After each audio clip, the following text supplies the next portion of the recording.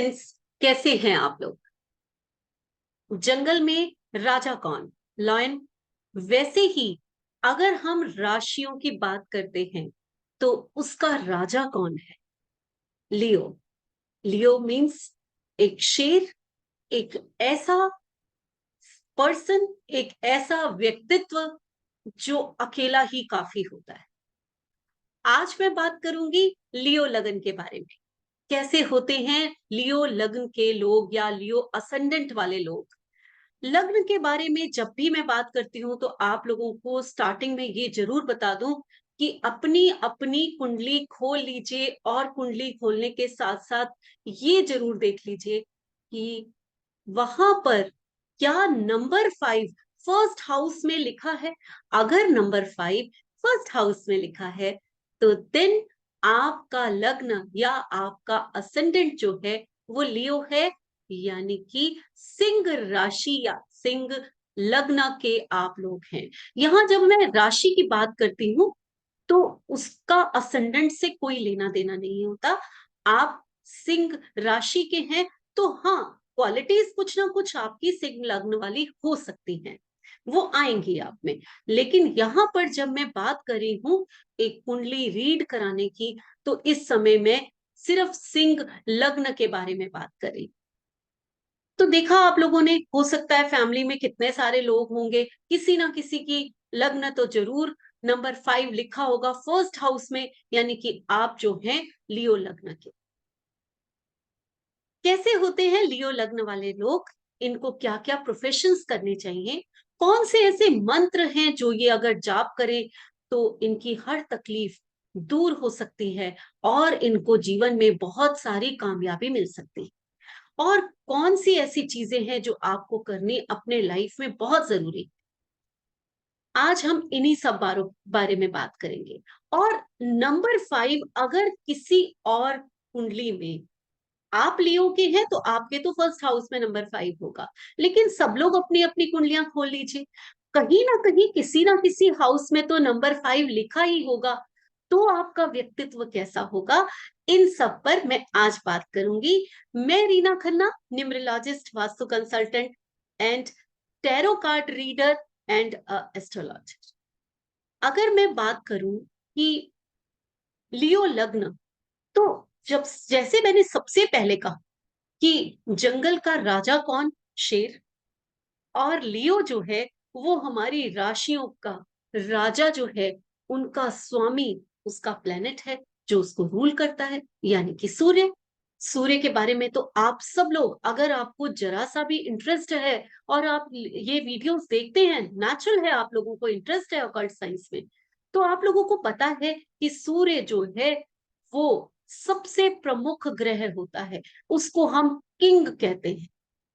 और यही किंग जब लियो को रूल करता है, लग्न में एक ही सूर्य को राशि मिली हुई है, एक ही, वो लियो है, एक ही मिला हुआ है उसको। तो लियो जब जब भी सूर्य उसको रूल करेगा तो ऐसे लोग जो है बड़े ही प्रभावशाली, लाइक अ किंग, रॉयल लोग होंगे बड़े। लियो लग्न के लोगों को आप दूर से देखोगे तो इनके चेहरे पे एक रौब होता है। ये लोग जो हैं, ये ऐसी पर्सनालिटी होते हैं जो भीड़ का हिस्सा नहीं बनते, भीड़ में से एक पहचाने जाते हैं। ये दूर से देखते ही आप लोग इनकी तरफ अट्रैक्ट हो जाओगे। इनका व्यक्तित्व इतना प्रभावशाली होता है, जब ये बात करेंगे तो आप लोग सोचोगे कि हाँ, कोई पर्सन है, इससे हम कभी मिले थे और जिंदगी में उनको याद रखें। एक अलग चेहरा, एक अलग प्रतिभा, एक अलग रौब, दूसरों को अट्रैक्ट करना इनको आता है। लेकिन क्योंकि ये राजा है, क्योंकि इन लोगों की पर्सनैलिटी जो है बड़ी रॉयल होती है, कहीं ना कहीं थोड़ी सी जिद और लीडरशिप भरपूर, इनको पता है कैसे हमें किसको साथ में लेकर कैसे चलना है और कैसे किससे कैसे काम करवाना है। यानी कि मैनेजमेंट स्किल भी इनकी बहुत ही देखने लायक होती है। हम जब बात करते हैं लियो लग्न की, तो ऐसे लोग आपको, उनका जो फॉरहेड है ना, वो बड़ा ब्रॉड मिलेगा, दूर से चमकता हुआ चेहरा, और बड़ा सा माथा। इसके साथ साथ उनके शोल्डर्स भी आप देखेंगे तो बड़े ब्रॉड होंगे। ऐसे ये लोग बहुत मोटे नहीं होते, बहुत पतले भी नहीं पाए जाएंगे, अच्छी बिल्ट होती है इनकी, लेकिन अपनी मनवाने वाले और काफी इंटेलिजेंट पर्सन होते हैं। सूर्य को हम अपनी सोल बोलते हैं, तो लियो लग्न भी इसी टाइप का होता है। अब अगर लियो लग्न की हम गर्ल्स के बारे में बात करें, तो जो गर्ल्स होती हैं वो लाइक ए प्रिंसेस होती हैं। अगर बॉयज लाइक ए किंग हैं तो गर्ल्स लाइक ए प्रिंसेस है। तो प्रिंसेस कैसी होती है? थोड़ी सी ईगो तो होगा, लेकिन सबसे प्यार भी लेगी, इंटेलिजेंट भी होगी, और थोड़ा सा अपने में रहने वाले होते हैं।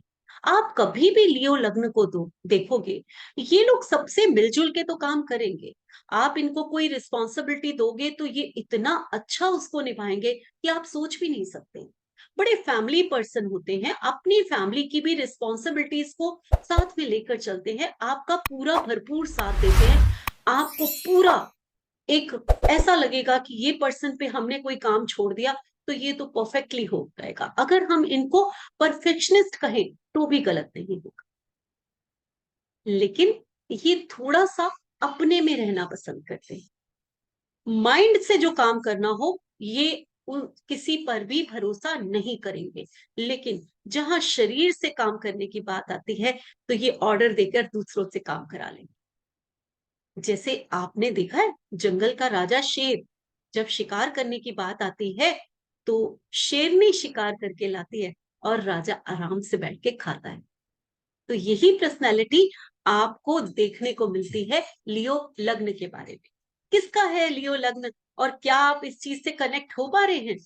देखिए, लियो लग्न जो है वो काफी इंटेलिजेंट लोग होते हैं। आपको अगर प्रोफेशन में जाना है तो गवर्नमेंट जॉब आपके लिए बेस्ट होती है, और लियो लग्न वाले काफी हद तक गवर्नमेंट की जॉब कर भी सकते हैं। पॉलिटिक्स में जाना चाहते हैं और लियो लग्न के हैं तो जाइए, ये आपके लिए ही बनी। इसके अलावा आप एक्टिंग में बहुत अच्छे हो सकते हैं, यानी कि आप अगर किसी आर्टिस्टिक फील्ड में भी जाते हैं तो भी बहुत कामयाब होते हैं। क्योंकि मैंने पहले ही कहा कि अट्रैक्ट कर लेते हैं आप दूसरों को। तो अगर आप ऐसे प्रोफेशन में जाते हैं जो कि आर्टिस्टिक प्रोफेशन है, तो आप जो है वो लोगों को अट्रैक्ट करेंगे अपनी तरफ, और इस प्रोफेशन में आप बहुत कामयाब हो जाएंगे। लियो लग्न वालों को अगर सेहत का ध्यान देना है तो सबसे पहले अपने बीपी के ऊपर ध्यान देना चाहिए। कई बार ऐसा देखा गया है कि लियो लग्न को बीपी की शिकायत हो जाती है, और अपने दिल को भी संभाल कर रखना है। वैसे आप लोगों की हेल्थ अच्छी रहती है, ये दो चीजें हैं जिनका आपको पूरा ध्यान रखना चाहिए।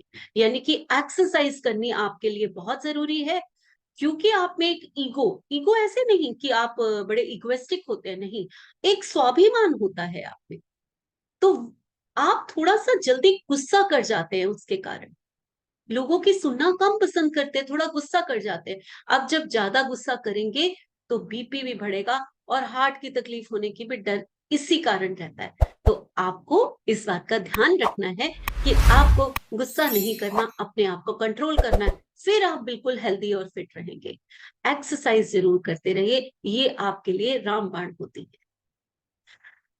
अगर आपको किसी देवता की पूजा करनी है, तो क्योंकि आप लियो लग्न है और आपका प्लेनेट जो है वो सूर्य है, तो आपको सूर्य की पूजा करनी चाहिए। अपने घर के ईस्ट में सूर्य देव की कोई फोटो, कोई मेटल के सूर्य देव जरूर लगा लीजिए, ये आपको बहुत फायदा देने वाला। और इसके साथ साथ आपको रोज सूर्य को जल चढ़ाना चाहिए, आदित्य हृदय स्तोत्र का पाठ पढ़ना चाहिए। नहीं तो आप मोबाइल पे चलाकर अगर सुन भी लेते हैं तो भी बहुत होता है। इसके साथ साथ अगर आप संडे किसी गरीब को आटे का दान कर देते हैं, गेहूं का दान कर देते हैं, या फिर पूड़ी हलवा, आटे का हलवा बनाइए, पूड़ियां बनाइए और उसका लंगर बांट दीजिए, ऐसा काम करते हैं तो फिर देखिए, आपके तरक्की के रास्ते को कोई नहीं रोक सकता। आपकी जिंदगी जो है बहुत ही खूबसूरत होती चली जाएगी। आपका नाम, आपका शोहरत चारों तरफ फैलनी शुरू हो जाएगी। आपको अगर कुछ करना है तो सूर्य यंत्र धारण कर लीजिए, फिर देखिए कि ये सूर्य आपको कहां से कहां ले जाता है। ये तो थी सिंह लग्न के बारे में, यानी कि अगर फर्स्ट हाउस में नंबर 5 है तो उनकी क्वालिटीज, उनको क्या प्रोफेशन करनी चाहिए और उनको हेल्थ का कैसे ध्यान रखना चाहिए और क्या रेमेडीज करनी चाहिए। अगर यही नंबर 5 आपकी कुंडली में सेकंड हाउस में लिखा हुआ है तो आप कैसे होंगे।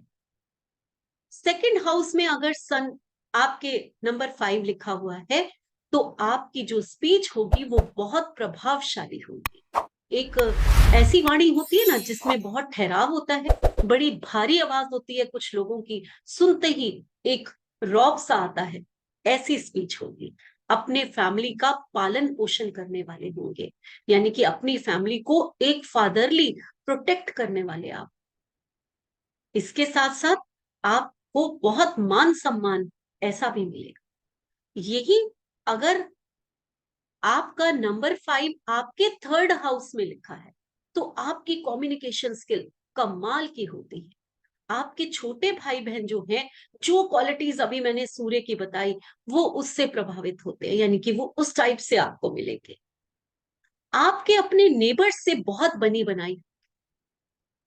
अगर यही नंबर 5 फोर्थ हाउस में आ जाता है तो आपकी जो मदर होंगी वो बिल्कुल ऐसी क्वालिटीज की होंगी कि उनके प्रभाव से सारा घर चमकेगा। आपकी मदर मदरली तो होंगी क्योंकि वो मदर है, बट उनमें फादर के गुण भी होंगे। आपकी मदर में एक रौब होगा, उनका एक व्यक्तित्व बहुत प्रभावशाली होगा। अच्छी गाड़ी लेना, अच्छा घर लेना, ये आपके स्वभाव में। अगर यही नंबर 5 फिफ्थ हाउस में आ जाता है तो ये कह सकते हैं कि आपका पहला बच्चा जो है या दोनों बच्चों में से एक बच्चा जरूर आपका बेटा हो सकता है। और वो जो भी बच्चा होगा उसमें एक रौब, उसमें एक, कहते ना सूर्य जो चमकता हुआ, जैसा क्वालिटीज मैंने बताई हैं वैसी पर्सनालिटी उसकी पाई जाए। यही सूर्य अगर नंबर 6 में आ जाए तो आप जॉब तो करेंगे ही करेंगे, ये पक्का है कि आप जॉब करेंगे, लेकिन गवर्नमेंट जॉब होना काफी हद तक हो सकता है। और आपकी जॉब जो है वो काफी प्रभावशाली जॉब के होंगे आप। आपकी बात सारे आपके नीचे के कुलीग सुनेंगे। छोटी मोटी जॉब करने के लिए आप पैदा नहीं हुए, आप बिल्कुल टॉप पोजीशन पे होंगे। किसी भी जॉब की आप टॉप लीडिंग पोजीशन पे। यही नंबर 5 अगर सेवेंथ हाउस में आ जाता है तो सेवेंथ हाउस क्या कहता है। सेवेंथ हाउस आपकी वाइफ का हाउस है, तो आपकी वाइफ की पर्सनालिटी ऐसी हो। आपकी जो वाइफ है वो बहुत ही रोब वाली, एक लीडिंग पर्सनालिटी, एक बिल्कुल घर में जैसे कहते हैं ना उसी का रोब चले, उसी की बात चले, इस टाइप की हो सकता है आप कोई बिजनेस करते हो तो आपका जो बिजनेस पार्टनर है वो बहुत प्रभावशाली हो।